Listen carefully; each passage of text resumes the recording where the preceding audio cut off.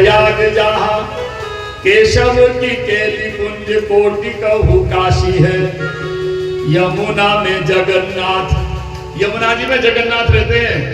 यमुना में जगन्नाथ, रेणुका में रामेश्वर, ब्रजरज में रामेश्वर का वास है हमारे यहाँ। यमुना में जगन्नाथ, रेणुका में रामेश्वर, तरतरु में अमित अयोध्या के निवासी है। हमारे वृंदावन के वृक्षों के पत्ते पत्ते पर अयोध्या लटकी हुई है।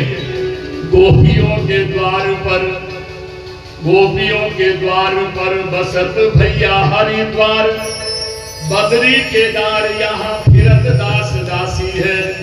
स्वर्ग अपवर्ग लेकर व्यर्थ में करोगे क्या, तुम जानते नहीं हो हम वृंदावन वासी है। वृंदावन में सारे तीर्थों का वास है, वृंदावन में चारों धामों का वास है, इसीलिए सबका प्रलय होता है, कभी वृंदावन का प्रलय नहीं होता। भगवान ने पृथ्वी की स्थापना करी और वहां से अंतर्धान हो गए। ध्यान देके सुने आप। अब मनु महाराज ने 3 बेटी 2 बेटाओं को जन्म दिया, आकुति, देवहूति, प्रसूति, प्रियव्रत और उत्तानपाद। बहुत अच्छे से सुनिए आप। ब्रह्मा जी के 10 बेटा और थे, उसमें एक बेटा का नाम था करदम। करदम का मतलब होता है, कर माने होती है इंद्रियां, दमन मतलब होता है जिसने इंद्रियों को अपने बस में कर रखा, उसको करदम बोलते हैं।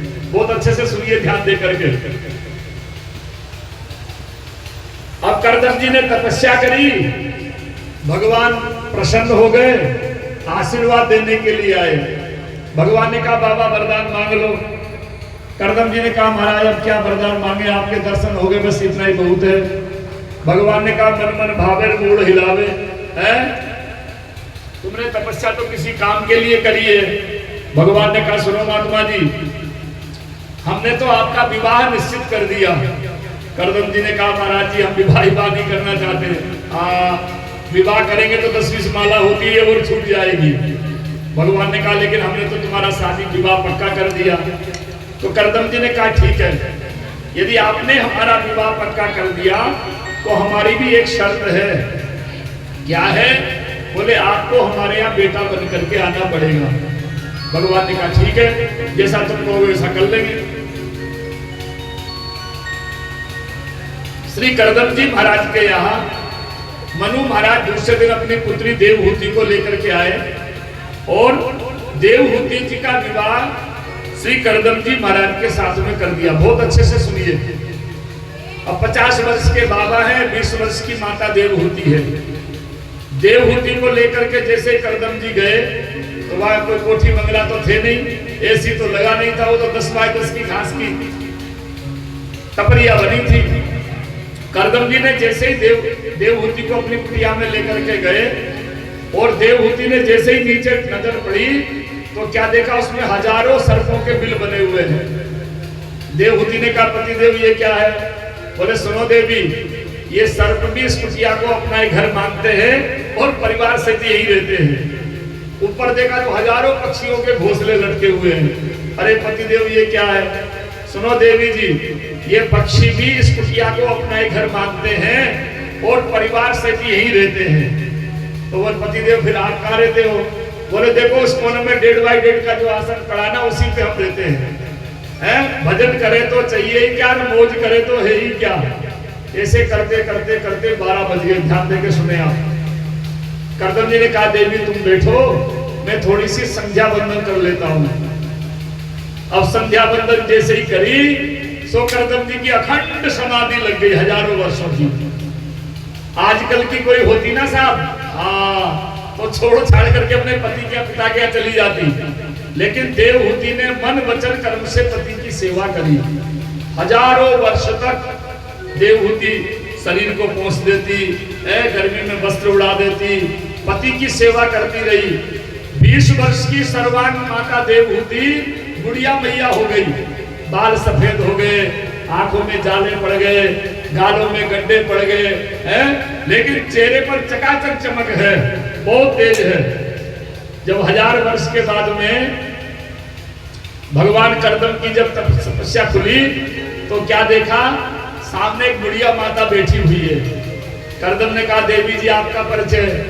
देवहूति ने कहा हो गया काम है भगवान। अरे महाराज याद करो, आज से हजारों वर्ष पहले हमारे पिता मनु आए थे, मैं उन्हीं की पुत्री देवहूति तुम्हारी धर्म पत्नी हूँ। करदम ने कहा हाँ देवी थोड़ा थोड़ा सा याद तो आया। अरे लेकिन तुम ये बताओ तुमने क्या खाया क्या पिया। देवहूति माता की तपस्या से करदम जी प्रसन्न हो गए और कहने लगे जुष्टम बताद्या खिल सत्वरासे संशिक्षयोस्ता तप ऊर्ध्वमेन। अरे देवी जी मैं आपकी तपस्या से बहुत प्रसन्न हूँ। तुष्टो हमद्य तव मां न विमानदाया शुश्रूषया परमया परया च भक्त्या यो देहि नामयमति वसुरे स्वदेहो नावेक्षित समुचित क्षपितुं मदर्थे। अरे देवी तुमने क्या खाया क्या पिया कहाँ रही है, मैं तुम्हारी तपस्या से बहुत प्रसन्न हूँ, वरदान मांग लो। देवहूति ने कहा महाराज जी क्या वरदान मांगे, विवाह होते ही आप आंख बंद करके बैठ गए, अब क्या विवाह मांगे, क्या वरदान मांगे आपसे हम। तो वहीं पर एक बिंदु सरोवर था। करदम जी ने माता देवहूति का हाथ पकड़कर जैसे डुबकी लगाई, तो 25 वर्ष के करदम जी हो गए और 20 वर्ष की सर्वांग सुंदरी माता देवहूति। एक बात बताएं आपसे, तपस्या से सब कुछ प्राप्त हो सकता है। तपबल रचहि प्रपंच विधाता, तपबल विष्णु सकल